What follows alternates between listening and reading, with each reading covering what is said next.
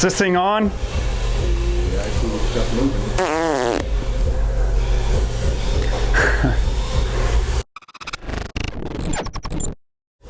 Hello Rolling Garage YouTube. My name is Austin Jones, one of the team drivers here for RGRC. Today we're back with another chassis check, the new series that we have just started. This time we have a special guest, one of our out-of-state team drivers, the owner of Slide Squad, and part of our beloved Tech 1 Drift, Trey. Please come on in. What's going on, man? How you? Doing good. How you doing? I'm doing good. Real good. Well, it's cool to see you up in Sacramento. What brings you up here? I appreciate you guys.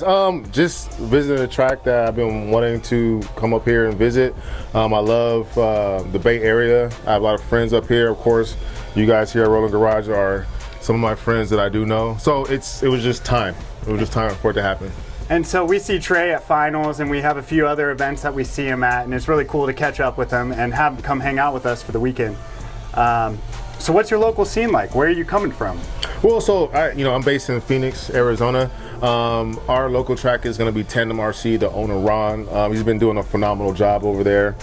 We just recently got P-Towel installed, so it kind of puts us on the level with here Rolling Garages and Super G, so we can actually tune and kind of get up to speed. Practice for the surfaces that we're actually competing on. Correct, most definitely. So it's awesome that we were able to have something like that locally. That's cool. And so how's the scene? Is it a pretty good group of people? You got Pogi Panda down there? Oh man, yeah. So yeah, Pogi Panda, Austin, shout out to Austin, all my Slide Squad guys. Austin is a co-founder with me on Slide Squad.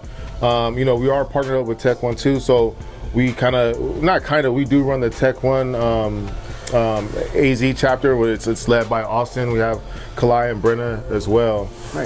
Dalton and John are part of Slide Squad.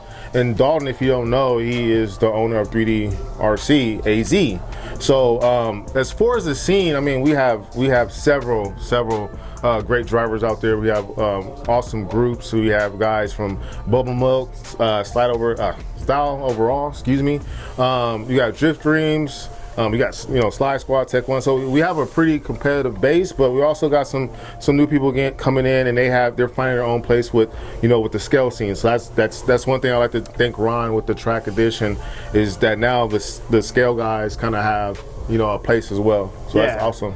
Yeah, we have a few scale guys that come here, which the competitive thing totally goes over their head. They don't really care for it. It's all about just having fun with the bodybuilding, and lights and all of that kind of stuff. Yeah, and it's all in fun, and it's cool, and we're all under this umbrella, and we get to experience different things and try different things and express yourself. Yeah, awesome. Yeah, most definitely.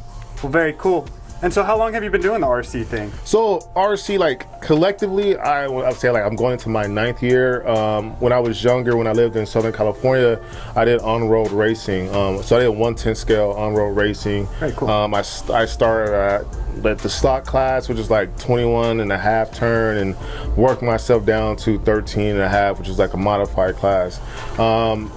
Given with RC Drift, I don't have so much, within the community, it's not as competitive as RC racing, and with RC Drift, it kind of lets me express myself a little bit differently without being so serious. So within that RC drifting, I've been doing a little over 2 years now.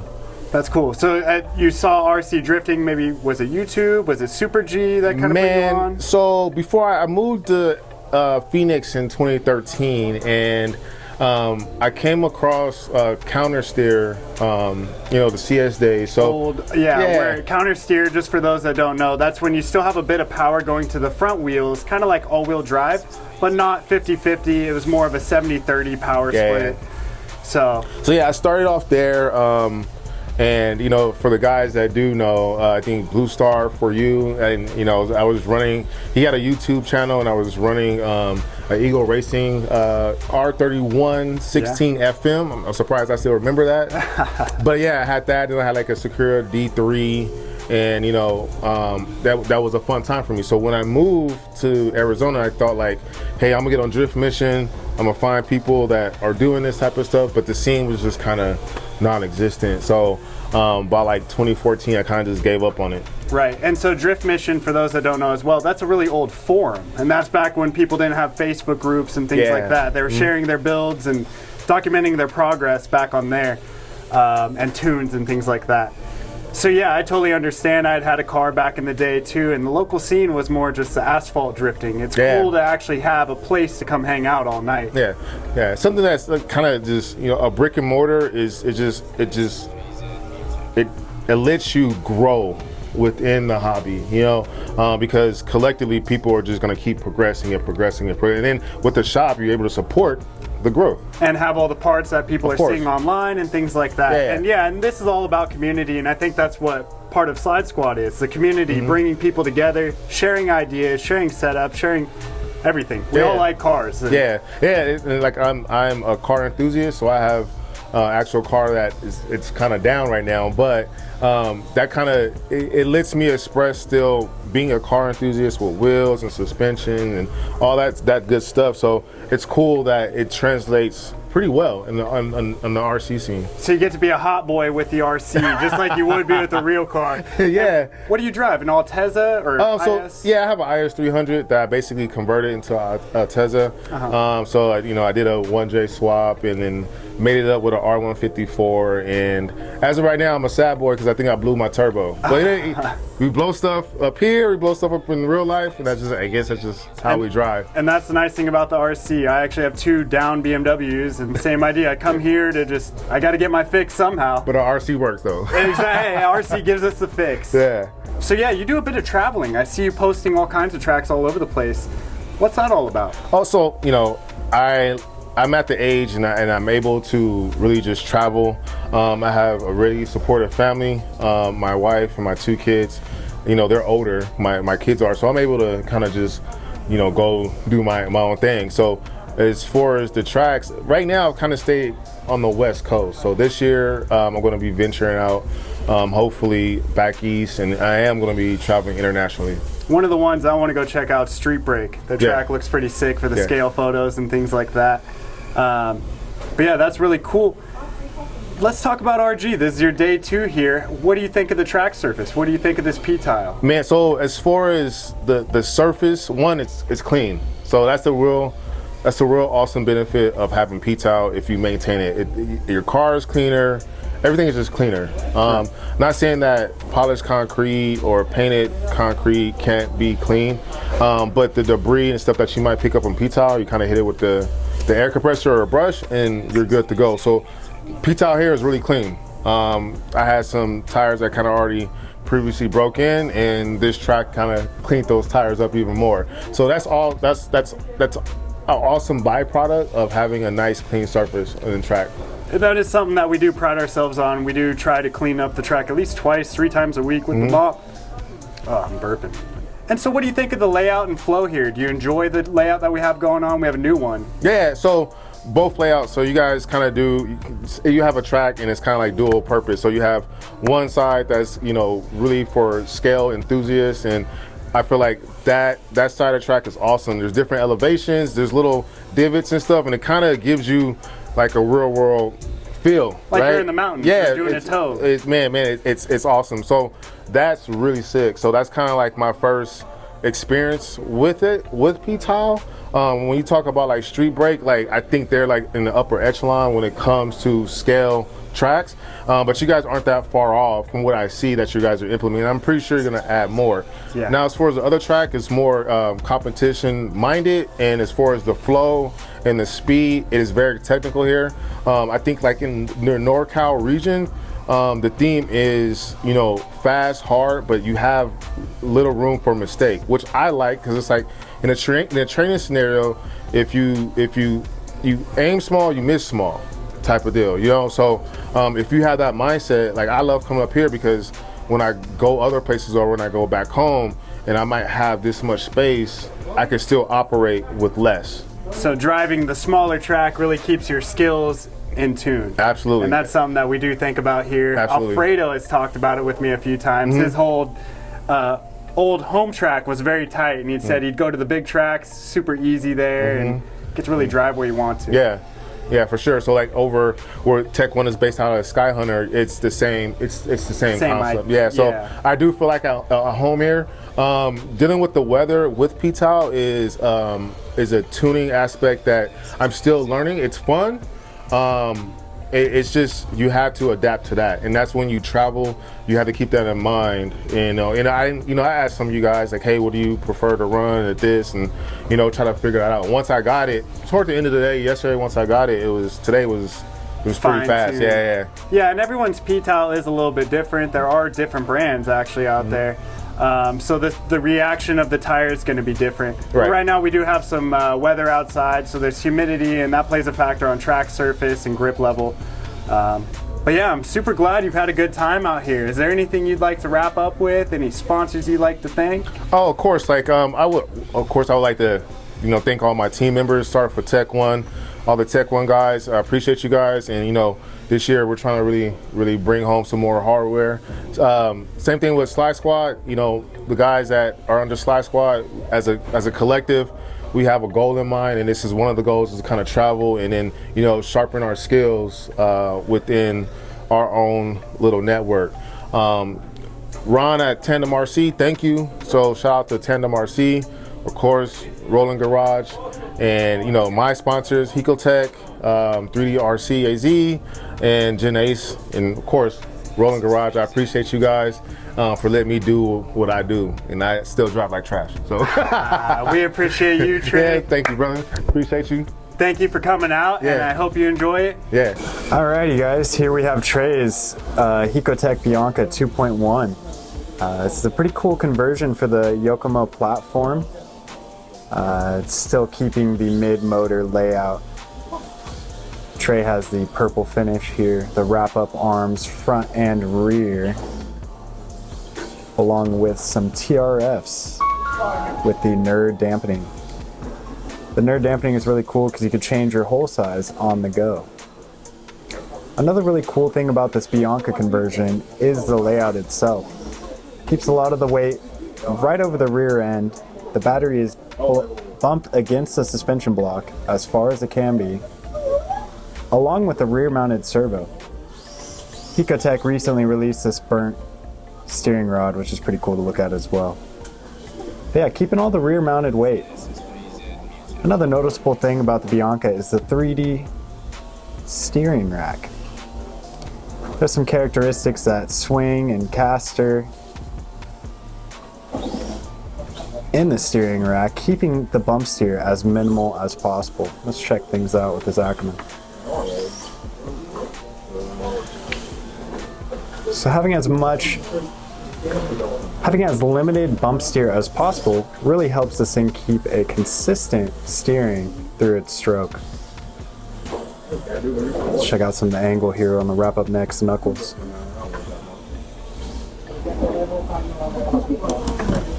So he does have a bit of caster going on with the arm alignment here. That seems to be a trend. However, you do end up on the edge of the tire. Very cool. Looks like Trey is running GYD. How's that pizza over there, buddy? Mexican pizza, bro, with the green sauce. The Futaba servo along with the Agile motor from AccuVance. Trey is also using the Jarvis XX. It's a really cool car. Let's go ahead and check out the bottom. Ooh, lots of capacitors going on. Not too grumpy, no. Let's check out the bottom of this.